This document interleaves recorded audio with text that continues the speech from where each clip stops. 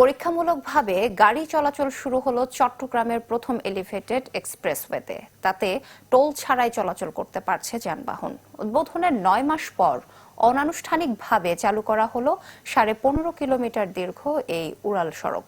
এর আগে কয়েক দফায় এটি যান চলাচলের জন্য উন্মুক্ত করার কথা বলা হলেও টোল বুথ চালু না হওয়ায় তা করা যায়নি। বর্তমানে লালখান বাজার থেকে পতেঙ্গা পর্যন্ত ওঠানামা করা যাচ্ছে।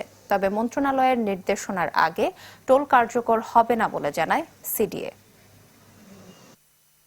আমরা এখন আপাতত পরীক্ষামূলক চালু করে দিয়েছি। আমরা অলরেডি গাড়ি চলছে, ফ্রি গাড়ি চলছে। তো আমরা টোলের মাধ্যমে এটা আসলে আমরা করছি। টোল বুথটা আমরা অলরেডি স্থাপন করে ফেলেছি এবং হয়তো কিছুদিনের মধ্যে টোল সহ আমাদের গাড়িগুলো চলাচল শুরু করবে। এখন আমরা ট্রায়ালস হচ্ছে, এটা মানে আমরা ফ্রি ট্রায়ালস হচ্ছে এখন। এবং এখানে শুধুমাত্র মোটরসাইকেল উঠতে পারবে না, সিএনজি, ট্যাক্সি সহ বাকি সবগুলো গাড়ি কিন্তু টোল দিয়ে এখানে যাতায়াত করতে পারবে।